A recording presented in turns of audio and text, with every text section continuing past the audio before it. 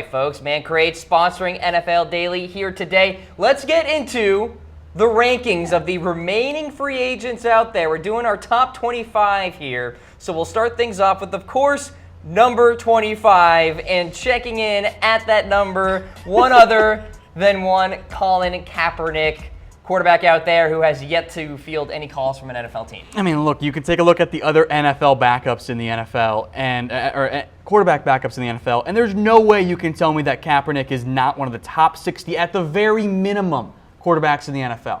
I think there's a better argument that Kaepernick is a top 30 quarterback than there is he's a bottom, than he's not a top 60. Like, he should be signed based on what he's done in the NFL. The reason he's not is because he protested. That's why he's not in the NFL. So I don't think at this point we can make any argument otherwise. Yeah, he's not a perfect quarterback. Yeah, he's not a franchise quarterback.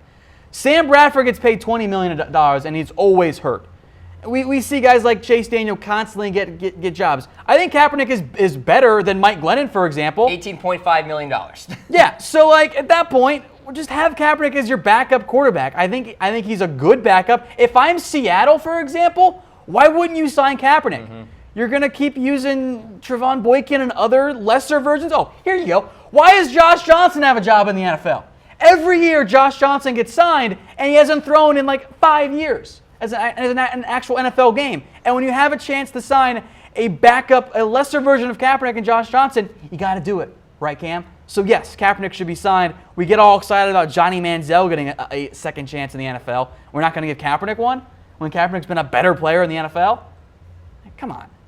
You know, that's my rant. There you go. It's interesting. Colin Kaepernick has this ongoing grievance case against the NFL, Tom. Which he should win, by the way. Which he's alleging that the NFL they definitely colluded against him. You're thinking all of the owners conspired against him? I don't know if it was necessarily all the NFL owners, because what if your team like the Bears, for example, last year, like you weren't going to sign Kaepernick to be your number 3. That didn't make sense for them. But there were definitely teams that should have signed Kaepernick.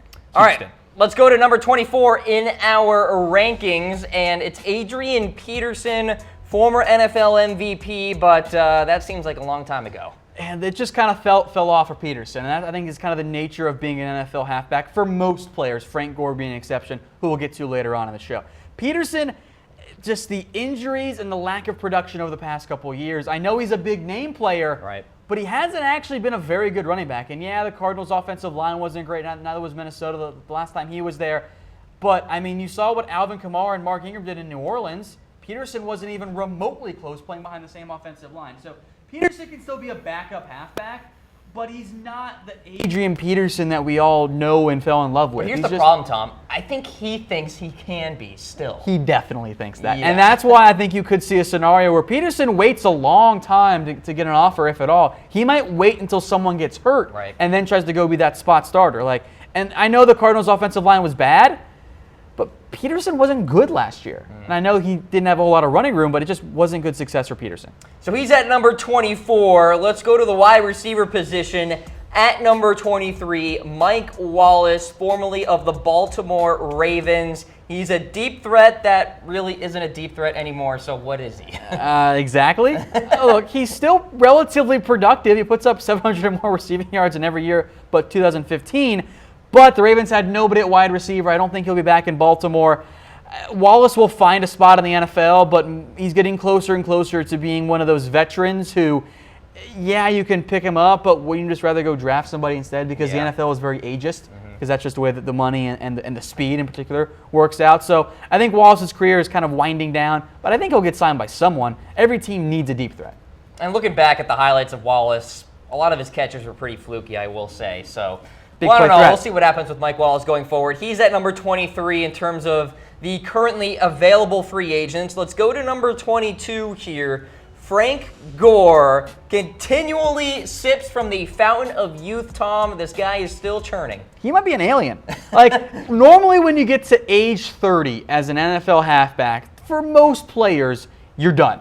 Once you get to 30, you've got too much wear and tear. You don't have the same burst, and that's the difference between getting 5 yards and getting 2 yards, and he just doesn't become the same player. Frank Gore, though, since turning 30, continues to put up absolutely great numbers. He's almost had 1,000 yards in each of those 5 years. Now, the yards per carry have gone down, and I think that's why he's not quite the same player he used to be. but he's still productive. I think he has been more productive the past 5 years than Adrian Peterson has. Now, Peterson has better highs, but Gore doesn't have the same lows. For whatever reason, Frank Gore can't get hurt and does not age. It's pretty unreal. No doubt, absolutely. So Frank Gore looking for a destination. He has been visiting with teams as well. So he was close to that deal with the Detroit Lions, and then they signed LeGarrette Blount. So gonna try again, Frank Gore. Someone will sign him. There's a market. Like at the very least, Frank Gore's a nice number 2 halfback for you, even though he is super old, which is one of the issue. Would you rather just draft someone young? Sure. So that's the issue, as you see. A lot of older players are on this list. So Frank Gore is at number 22. Let's go now to number 21. Back to the wide receiver position, Jordan Matthews, who is currently a free agent, of course, formerly of the Buffalo Bills.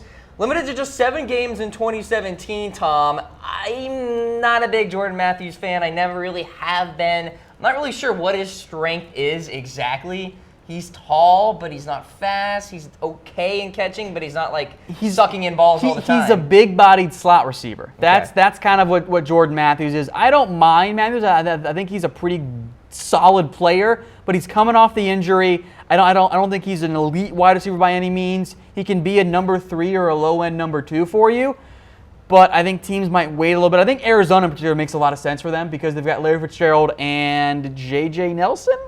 Chad Williams, who they reached for in the draft. Right. Take your pick. I would rather have Jordan Matthews than those 2 guys. All right, so Jordan Matthews is at number 21. How about number 20 now? We've got Mike Mitchell, safety, who was recently cut by the Pittsburgh Steelers, so he's looking for a new home. And if you're following the theme of how long it's taken for safeties to find new destinations, this might be a while for Mike Mitchell. Yeah, look, Mitchell is not a bad player by any means, and I don't want to slander him by any stretch of the imagination. I think he's a nice safety, and the safety market this offseason has been very slow to develop. Now that he's been cut and there are better safeties on the market, Mitchell might have to wait a little bit. The good news is for Mitchell, maybe compared to like an Eric Reid or a Kenny Vaccaro, because he was cut, he doesn't count against teams' compensatory pick formulas. That could allow a team to say, you know what, let's get Mitchell. He's not going to potentially cost us a late-round draft pick as well. So I think Mitchell makes some sense in terms of getting one back for losing other free agents. So Mitchell will get signed. I don't think he's an elite safety. I think he's maybe a number 2, maybe try and make him into a number 3 safety if he takes a cheap enough deal. He'll get picked up. But I thought the Steelers in particular upgraded by getting Morgan Burnett and cutting Mike Mitchell. I thought that was a really good move for Pittsburgh. No disrespect, of course, to Mike Mitchell, who is a solid enough player.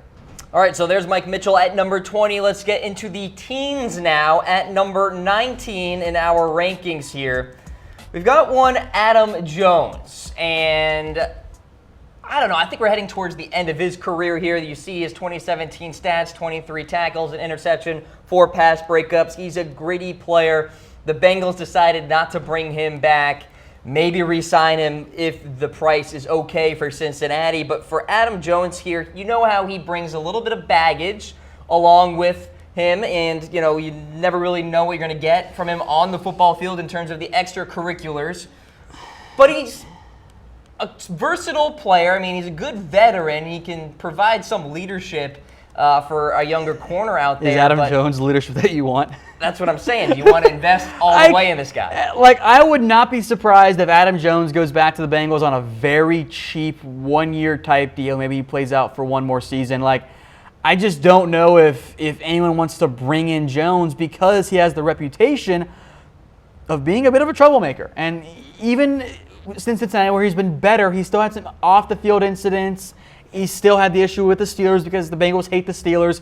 I don't hate Adam Jones, and I think he'll get picked up maybe by the Bengals, but I think in reality right now he is an average nickel corner, and he's not quite in position where he should be signed right away. I think you can get him really cheap, but I think in the end he might go back to the Bengals and just, he'll wait there for a little bit.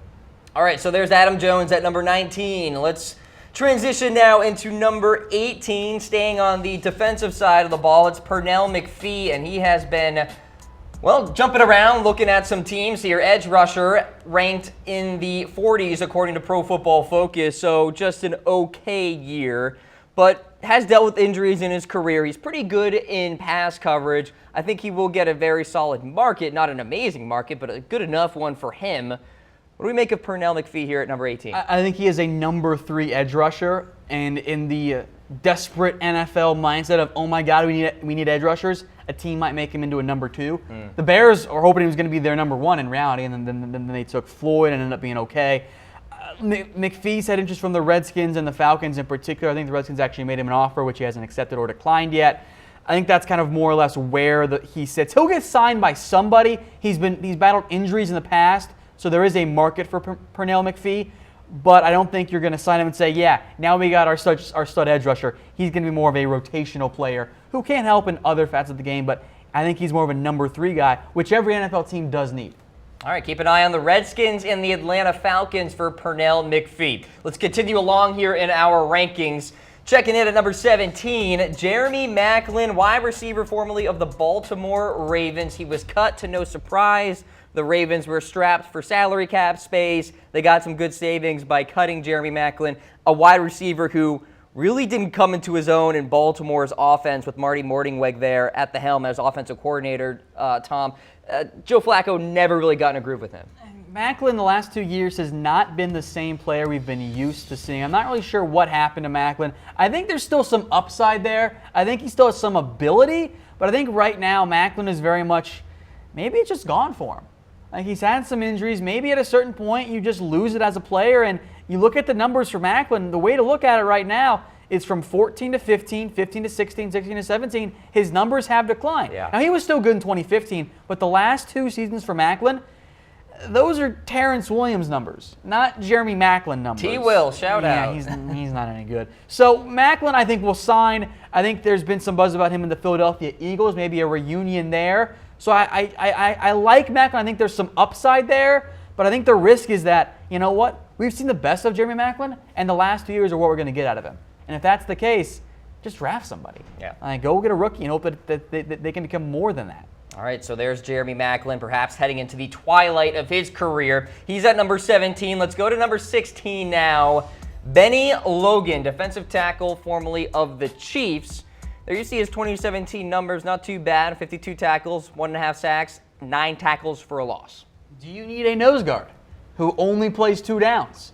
Bennie Logan is your man. Now, that particular role is important in the NFL, but it's not highly valued. That's why you see defensive tackles who don't rush quickly kind of fall quickly there.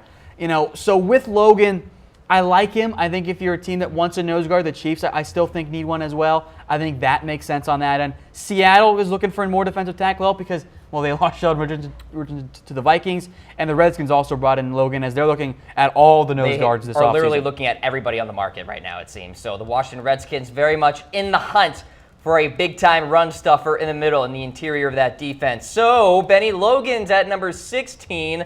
Let's summarize our free agency rankings to this point. We've got Colin Kaepernick at 25, Adrian Peterson at 24, Mike Wallace at 23, then it's Frank Gore at 22, and Jordan Matthews at number 21. Skill position guys. There you go. 20 through 16 we go. Mike Mitchell, Adam Jones, Pernell McPhee, Jeremy Maclin, and then Bennie Logan there at number 16. Not a great crop. This is why all the players get signed early. Exactly. All the good players. The frenzy of free agency has calmed down a little bit. Let's continue on in our rankings, ladies and gentlemen. We're into the top 15, and at the running back position we go. It's DeMarco Murray. What do we make of him?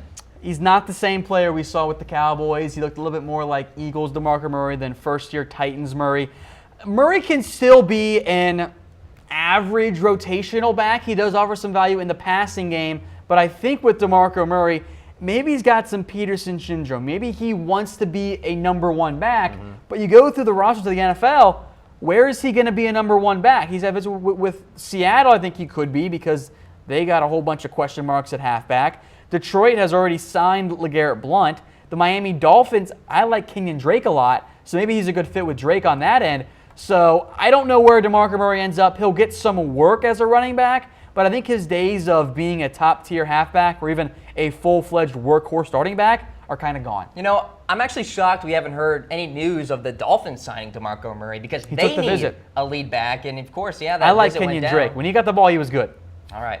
We'll see what happens with the Miami Dolphins and DeMarco Murray. You're watching NFL Daily. Cam Rogers here alongside Tom Downey. Keep those comments flowing. We have the broadcast right here, and we have Man Crates sponsoring the show here today. Head on to mancrates.com for fantastic gifts that guys love. We're talking about wooden crates that come with a crowbar. You pry it open, and it's stuff made for men. We're talking about protein powder, golf gear, customized barware, and so much more. A crate of masculinity is a way to describe it. Absolutely. Just don't hurt yourself opening it.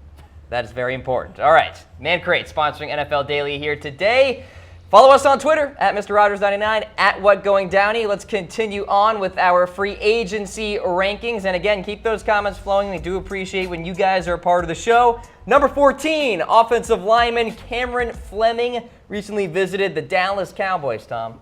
I think he wants to be a starting right tackle in the NFL. I think he might be best as a really good swing tackle, which, as we know, there's not enough tackles in the NFL, so he'll be a starter somewhere. The Cowboys had interest in him. Now, they have kind of turned their attention, I think, a little bit to Allen Hurns, but if Fleming had joined Dallas, or still could join Dallas, I think he might be their right tackle. Leo Collins kicks inside the guard. I'm sure the Cowboys fans are excited that they made a move this week. They traded for Jameis Olawale. A move, it counts. Hey, transactions. It's something better than nothing, right?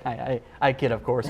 Fleming, I like. I think in reality is a relatively down offensive line market in general for the draft and in the offseason. He'll get signed in the near future. I think he'll be a starter somewhere as well, and it could very well end up being the Dallas Cowboys. And he played in that Super Bowl for the New England Patriots against those Philadelphia Eagles. Has a good amount of experience starting at tackle. All right, so there's Cam Fleming at number 14. Moving on to number 13, lucky number 13 here. Delvin Breaux here, and Breaux, excuse me, and we haven't seen him in a couple of years, Tom. Yeah, so he missed all of 2017 because of injuries, was very banged up in 2016, but when he fully played in 2015, he was actually really good.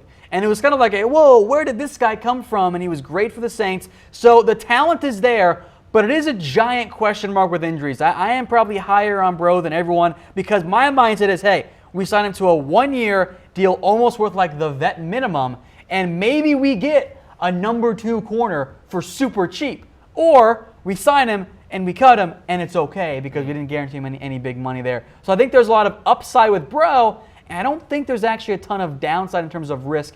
I would like to sign Delvin if I'm a team that needs a cornerback. Maybe he goes back to the Saints. I don't know if it's all that likely. Not a big need. He did take visits with the Patriots and the Broncos as well. The big thing for him is having his medicals checked out. If he doesn't come back clean on that end, teams are not going to touch him, as we saw with guys like, Ryan Grant and Bashaud Breeland. Yeah. All right, so there's number 13, Delvin Breaux. Let's stay in that secondary here. At number 12, a guy who performed really well in 2017, E.J. Gaines. He was supposed to be gravy for the Bills last year when they got him via the trade via the L.A. Rams, and here he is. I think he's going to get a pretty good market. I don't really quite get the love of E.J. Gaines. He had one good year in 2014 in his first year, and then he was hurt for 15, struggled in 16. Maybe he wasn't fully healthy. He was okay in 2017. I don't trust him yet, and that's the concern with me. I think E.J. Gaines might take the approach of, hey, I want to get paid like a number 2 corner. I don't know if I fully trust him to be that guy. He was definitely better with the Bills. I think in particular, he makes a lot of sense for the Arizona Cardinals, where he did take a visit. You put him as a number 2 with Patrick Peterson, I think that sets him up for more success. He's not going to be a guy that goes up against number 1 wide receivers, but if he's cheap enough, I do like him as a number 2. I'm just not quite as bullish as, say, Pro Football Focus is on Gaines, who had him as like a top 20 corner, which I just don't see. All right, so E.J. Gaines is at number 12. Let's take a look at number 11 now, and it's Terrell Pryor, a guy who's been well-traveled because he visited with the Seahawks, the Jets, the Browns. There's a lot of interest in this guy. I think the Seahawks and Jets and Browns seem to be among those top couple teams there. I don't really want Terrell Pryor all that much because, he was not good in 2017. He had a very similar amount of targets to catches. He's a volume guy. That's why he put up great numbers with the Browns. But when you take away the volume, the production isn't there because he's not necessarily a reliable receiver, because I still think he is in reality a little bit raw as a wide receiver. So look, he has the size and the speed you want, but if you're asking Terrell Pryor to put up the same numbers that he put up with the Cleveland Browns, he has to get a lot of targets, and that's not the route I think you want to go with a guy like Pryor. I think he can be a number 2 for you, but I think he kind of wants to get that number 1 money. He took a prove-it deal with the Redskins and then didn't prove it at all. And the reports are suggesting, as you see the Browns at the top of your screen, That Cleveland wants a reunion with Terrell Pryor, so. Well, they've got Josh Gordon, so they don't need any more receivers because Flash Gordon is all we need, plain and simple. All right, a lot of teams are interested in Pryor. We want you guys predicting, where will Terrell Pryor land? Let us know in the comments section on Facebook Live as well as YouTube when we throw it up there. Do you have any predictions, Tom? I think Seattle or the Jets makes the most sense. Okay. Seattle, I think, could be a really good fit for him, actually. All right. I'd actually like to see that go down. He and Wilson could be a nice tandem. Plus, trick plays, Terrell Pryor to Wilson on a throw. Now you're thinking. Run it. Now you're thinking. All right, so Terrell Pryor it probably won't work. is at number 11. We'll get into the top 10 in a matter of moments here, but let's summarize our list. There is Colin Kaepernick at number 25, followed by Adrian Peterson, Mike Wallace, Frank Gore, and Jordan Matthews. Next list here, Mike Mitchell, safety, Adam Jones, Pernell McPhee, Jeremy Maclin, and Bennie Logan, followed by the running back DeMarco Murray, Cameron Fleming, the tackle, Delvin Breaux, EJ Gaines, and Terrell Pryor at number 11. Let's get into the top 10 remaining free agents in the NFL. This guy right here, the veteran linebacker, Derrick Johnson, played at a fairly high level last year. He can still play, and he's not the same Derrick Johnson because the injuries have taken a toll, as does age. He'll get signed by somebody. I think he's going to be more of a two-down linebacker. I don't think he's the guy you want in coverage at this point in his career. But if you're a team that needs a thumper, needs a guy that can come in, or even just be a veteran leader, I think Derrick Johnson's a good fit on that. And he's not the same guy we saw early in his career with the Chiefs. But Johnson can still play, and if you're looking for if you're a team that maybe you've had injuries in the past at linebacker, Cowboys, Derrick Johnson I think makes sense where you bring him in on a relatively cheap deal. He can be your number 3 linebacker, can spell Sean Lee or Jalen Smith if one of those guys gets hurt again. I think Johnson will find a market, but the linebacker market for older linebackers, we'll talk about another one later on in the show, is not quite there yet. It's been very slow to develop so far.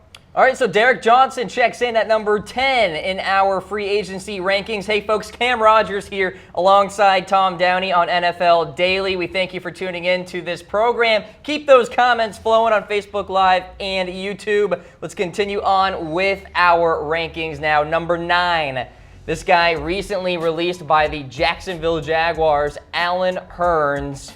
And for Hurns, he's going to have a pretty good market, I think. Recently visited with the Cowboys. He says he has interest from up to 10 teams. Among those are the Cowboys, where he's actually at today. He's here in Dallas at the Star in Frisco.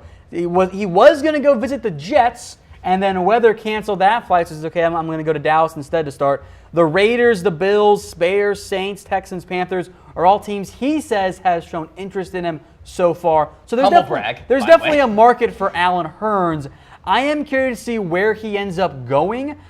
He's not a number 1 receiver. I didn't really like the deal the Jags gave him at 4 years, $40 million. He's not going to get that amount of money, although, then again, Dante Moncrief got almost $10 million, so that's what shows you about this year's receivers market. Right. I think he can be a nice number 2 for you, and I think if he stays healthy, he can come closer to that 2015 production as well. I think the Buffalo Bills would be a good one. I agree. I think he'd be a nice fit for the Bills. Let us know, though. Best destination for Allen Hurns. Here are your options. Give us a heart for the Cowboys, a like for the Bears, laughing face for the Arizona Cardinals, or a wow face for the Seattle Seahawks. Hit that reaction button on Facebook Live. If you disagree with any of those options, let us know in the comment section and submit your team. I'm glad you put Arizona on there because I think they do make sense because they've got Larry Fitzgerald, as mentioned earlier in the show, Fitzgerald, J.J. Nelson, and Chad Williams. That's a dynamic trio at wide receiver. Say what you want. Sarcasm font. Say what you want about Sam Bradford, Tom, but I think he would actually be a nice pairing with Allen Hurns. Just saying. He's a good, accurate passer, and Allen Hurns is pretty good in the receiving game and in the intermediate routes. All right, so Allen Hurns is at number 9. Let's go to number 8 now. Back to the secondary. Tre Boston, the really solid safety, formerly of the LA Chargers, coming off a career season. But again, the safety market is slow. It's very, very slow. I think, because you saw a guy like Tyrann Mathieu get cut. You've seen the Steelers add somebody. The Cowboys, who badly need a safety, haven't done a whole lot yet. Boston will get signed. There are enough teams that need a safety, but he might end up taking another 1-year prove-it deal because, yes, he's coming off his best year, but he hasn't shown that same type of ability in the past. He was much better later in the year, so he's trending upward. He played free agency right, but he might take a 1-year type deal and then cash in next year with a little bit more money potentially. There are plenty of teams, though, that need a safety. Also monitor the Chiefs in general at safety. Remember, they cut Ron Parker because he's no good. They got Eric Berry, and they'd like to get another more reliable guy in there. All right, there's your list of teams potentially grabbing Tre Boston from free agency. So he's in our rankings inside the top 10. Let's continue on with our rankings here. At number 7, DRC refused to take a pay cut from the Giants. Also refused to be a slot corner, so here he is. And the Giants are like, hey, we're going to move you to free safety. Also take a pay cut. And DRC was like, all right, no, I'm not doing this. I was going to move to free safety for you guys. Now you guys want me to take a pay cut?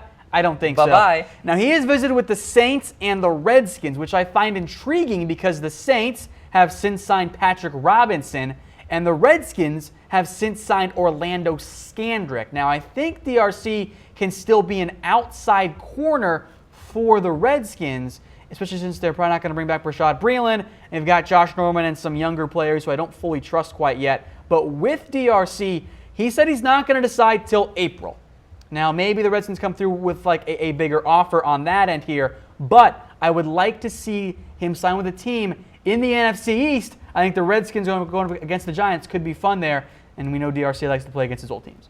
You know, imagine if DRC were to go to the Saints. The Saints are already loaded in the secondary. All they have of the Ken corners. Crowley, they have Patrick Robinson, Marshawn Lattimore, the Defensive Rookie of the Year. So unbelievable stuff right there. All right, so we've got DRC at number 7. We'll get into our top 6 here, ladies and gentlemen. But first, a word from our friends, Man Crates. Man Crates, awesome gifts for men in real wooden crates, wrapped in a cocoon of duct tape, or housed in ammo cans that are virtually indestructible. Some gifts he'll get to assemble himself. Some gifts you'll beg him to share. And some gifts are sealed inside layers of rock-solid concrete. Gifts guys love, from grilling gear to old-school video games and more. Man Crates, awesome gifts for men.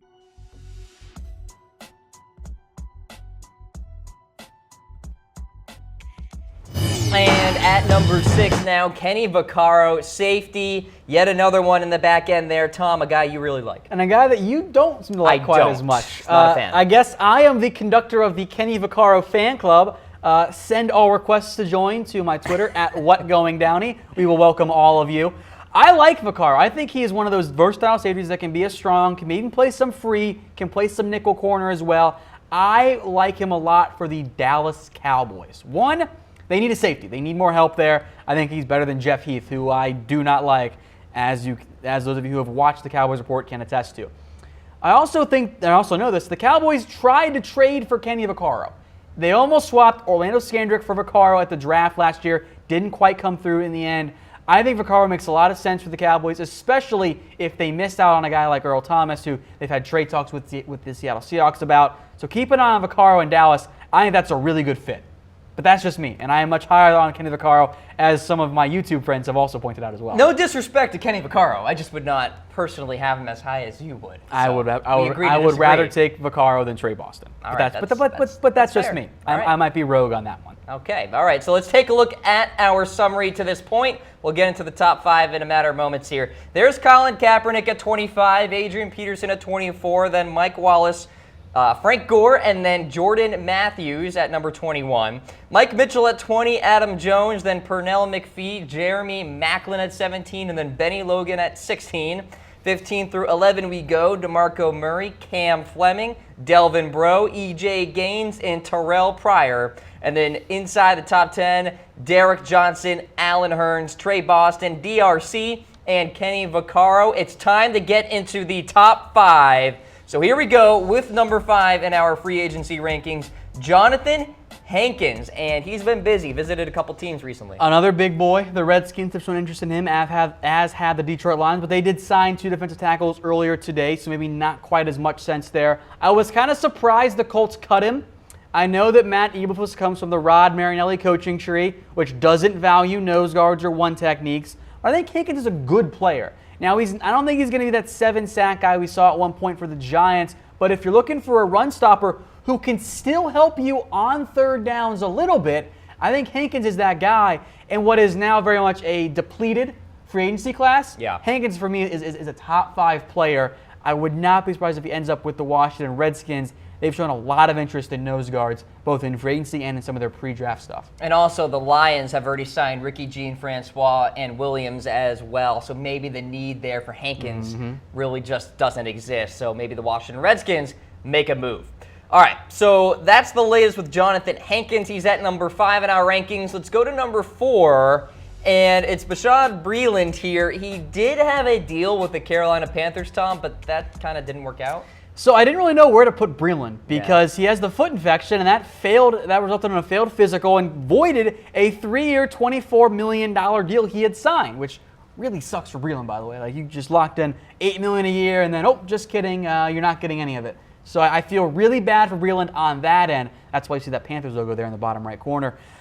So I kind of put him where he would be if he were healthy in my mind. And I like Breeland. I think he can be a number 2 corner for you. I don't think he's a number 1. He got picked on a lot because, well, they weren't going to throw a Josh Norman. Right. Other NFL teams weren't going to.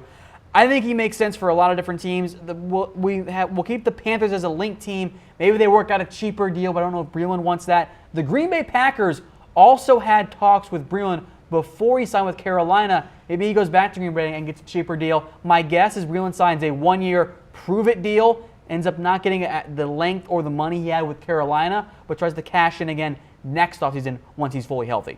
All right, so Breeland checks in at number 4. Time to get into the top 3 in our free agent rankings, and it's amazing this guy is still unemployed. NaVorro Bowman at number 3, Tom. There are 2 markets right now that have not shown a lot of activity. Safety and if you're old. And I think that's where kind of Bowman kind of falls in right now. He and linebacker Derrick Johnson are on the older side of things. I like Bowman a lot. 127 tackles. Yeah, maybe you can argue that he was kind of a product of just not some great talent around him at linebacker in particular. But you don't get that many tackles by accident. Sure. Maybe you come back down to earth, but Bowman is still a starting caliber linebacker in the NFL. There's a report that the Raiders have a contract offer out to him. The Cowboys have shown some interest. I think Bowman's going to try and wait, try and maybe get a little bit more money, maybe from a contender as well. But if I'm the Raiders, I would really try and re-sign him because you need linebacker help. Even though you've signed Taylor Whitehead, you still need help there. I think Bowman is a good fit in Oakland. I think he's one of the top players left on the market. He really should have already been signed. He's that talented of a player. All right, so we'll see where NaVorro Bowman heads. Cam Rodgers here alongside Tom Downey on NFL Daily. We're going through the best available free agents, so let's finish things off here. We have number 2, and it's Eric Reid, yet another safety in our rankings. A lot of teams linked to this guy. Now, he has been public, especially on Twitter, talking about how the protests that he has engaged in the past during the national anthem may have had an effect on his market. I mean, it's fair for him to question that. I do think that being a safety has limited just the interest overall. That market has been very slow this offseason. So I'm not quite ready to put Eric Reid in the same Colin Kaepernick bucket. But if we don't see Eric Reid get signed in the coming weeks at the very latest, there's something wrong. Because Eric Reid, he's not a perfect safety. He has had injury issues, but he is still better than a lot of safeties currently on NFL rosters. He is a starting caliber safety, if only a low-end one. I think he's a little bit better than that. But if I'm a team like Carolina or the Colts or the Chiefs or the Bucs, I'm like, yeah, give me Eric Reid. We'll put him in as a strong safety, and he can be a good box safety for you. So if he doesn't sign in the near future, there's something wrong with the NFL. Because at that point, they're turning down players that can help you win because you don't like them protesting. Well, I asked you the question. I'm going to ask everybody watching the program right now that very same question. Could Eric Reid's protests hurt his free agency value? And do you think it should? Let us know on Facebook Live as well as YouTube. We'll track what you guys say, and we'll be sure to respond to any questions and further details that need to be known. So we do appreciate when you guys chime in. Let's get to number 1 on our list. It is, of course, Ndamukong Suh. He's going through his free agency tour, shall we say, Tom. The Raiders visit that was supposed to happen didn't happen. We'll talk about that later. But he has visited with the Rams, the Saints, the Titans. Apparently that's the list that he has right now. He's kind of mulling things over. We don't expect a decision today. He's going to take his time here. What do we think about Suh? I love Suh. I think he and Donald would be a terrifying front duo for any defensive line. Like, which one do you block? Which one do you try to block more? Which one do you double team? Do you try and do both? Because all of a sudden, the Rams don't have the best edge rushers, but it sets them up for more success there. The Titans would love to get him. They kind of cleared out some space on the roster and in the cap. Saints would be a fun fit, too. Oh, sure. That'd be a really good duo. So whatever team gets Suh, as you mentioned on Monday's NFL Daily Cam, whichever team gets Suh is an automatic NFL offseason winner in my mind, provided, of course, they didn't just end up giving him the old Miami Dolphins contract, which was just too much for him. It was just too much. I mean, and you saw that come true because the Dolphins didn't do anything and ended up cutting him in the end. All right, so what's the best destination for Ndamukong Suh? Rams, Saints, Titans, or another team out there? Hit that reaction button. We're already seeing them flow in here on Facebook Live. Heart for Rams, like for Saints, laughing face for Titans, and then a wow face for another team out there. We have a little list here. I think that there's no wrong answer on that poll, by the way. I agree. Like, all those are good fits. All right, Seattle will be an interesting one at that. All right, folks, so Ndamukong Suh checks in at number 1 in our free agency rankings.